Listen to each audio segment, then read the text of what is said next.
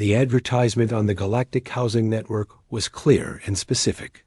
Talia required a roommate who could tolerate her nocturnal schedule, didn't mind the smell of sulfur compounds in the kitchen, and possessed at least 3 manipulator appendages for shared cleaning duties.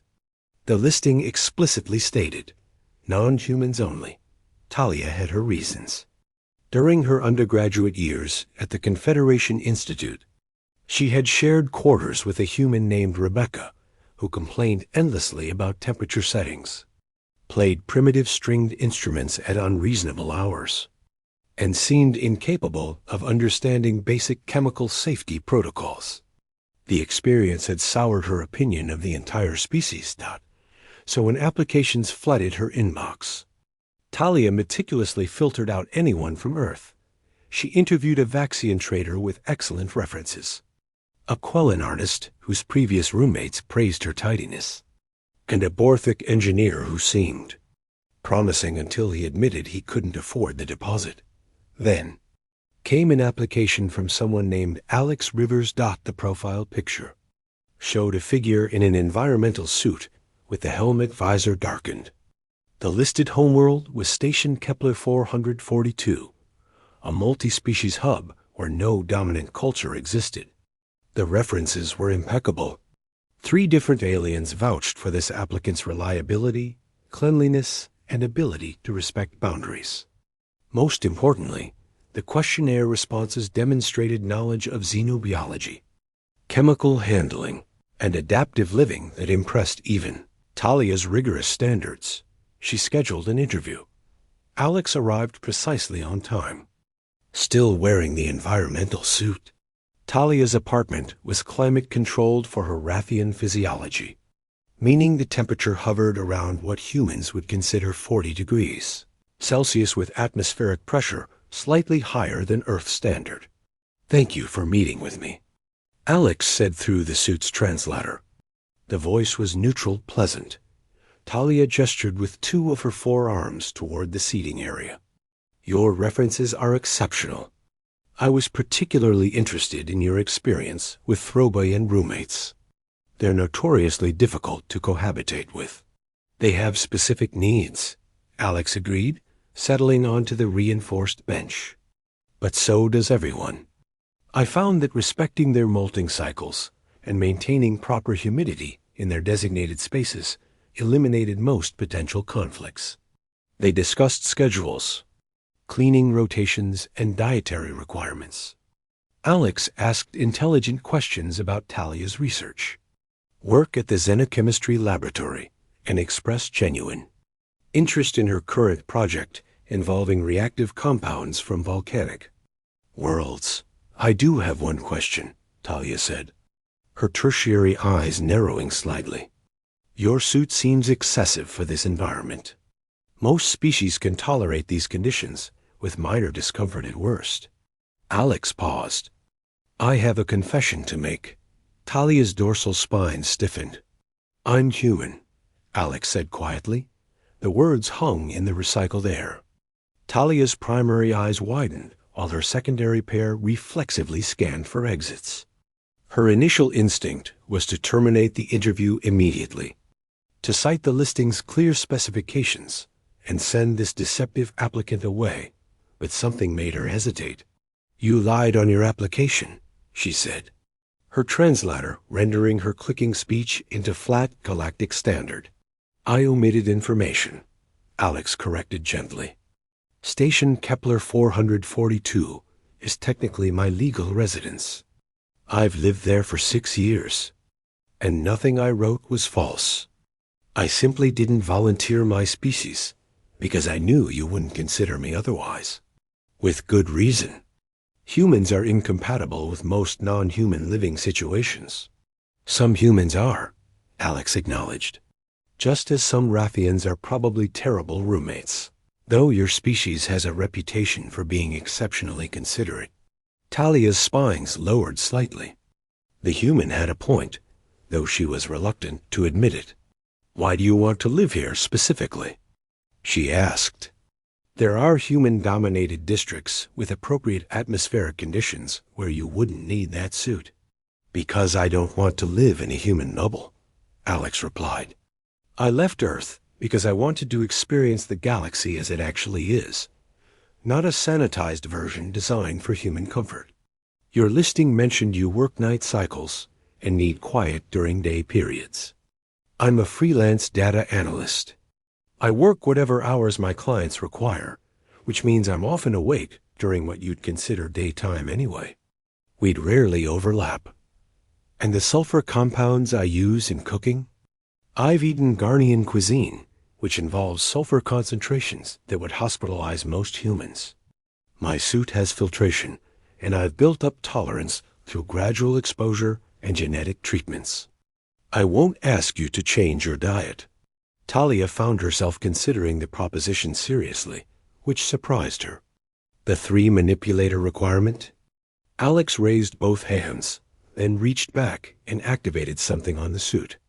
2 additional mechanical arms unfolded from the back assembly, moving with fluid precision. Prosthetic assistance. Fully functional for cleaning, cooking, and manipulation tasks. I had them installed specifically because I kept seeing roommate listings with appendage requirements. Despite herself, Talia felt a grudging respect forming. This human had clearly invested significant time, money, and effort into adapting to multi-species living situations. Why go to such extremes? She asked. Most humans would simply find human roommates and live comfortably. Alex was silent for a moment. When I first came to Kepler 442, I was arrogant. I thought being human meant I was special, that our species' reputation as adaptable and clever meant I deserved respect automatically. My first alien roommate was a Quellan named Thresh. He taught me that adaptation isn't something you claim, it's something you prove through action. Quellans are excellent teachers, Talia admitted, though their pedagogical methods can be harsh.